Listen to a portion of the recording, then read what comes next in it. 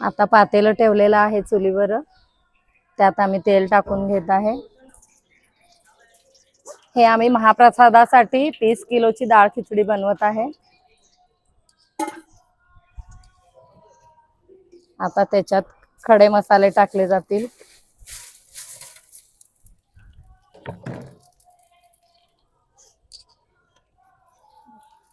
मग त्यानंतर कढीपत्ता,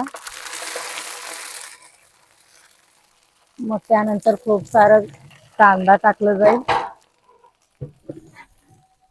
मग नंतर टोमॅटो टाकलं जाईल।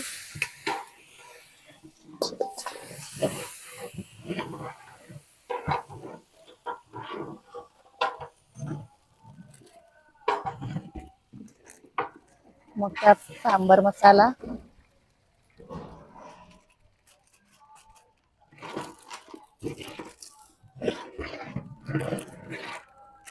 मग थोडा गरम मसाला,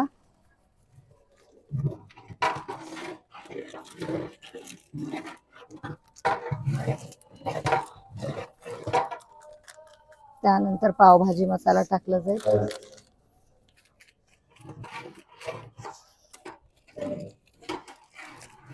किचन किंग मसाला टाकला जाईल।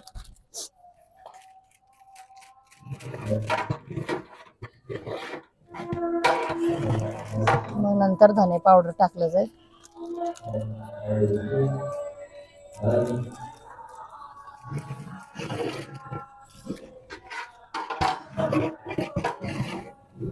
नंतर लाल तिखट, आम्ही हे स्वतः मठात बनवलेलं लाल तिखट आहे।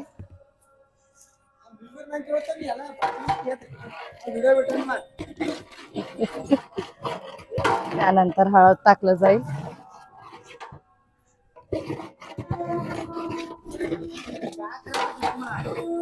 नंतर मीठ टाकलं जाईल।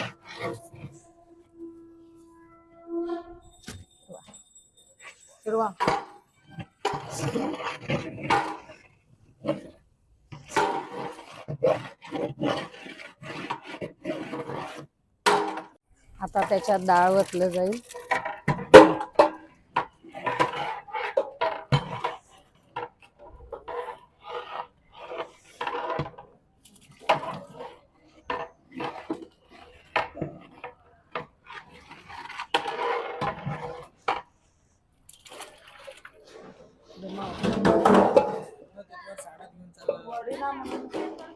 आता ह्याच्यात भात ओतलं जाईल।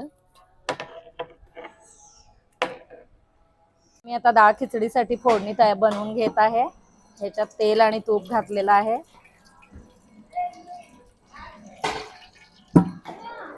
आता हे फोडणी तयार करून घेत आहे तेल आणि तुपाचं।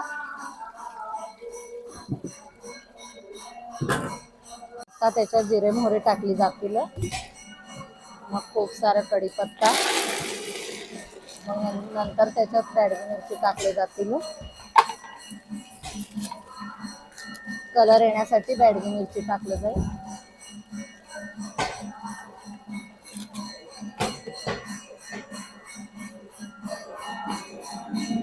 खिचडीवर फोडणी टाकत आहे।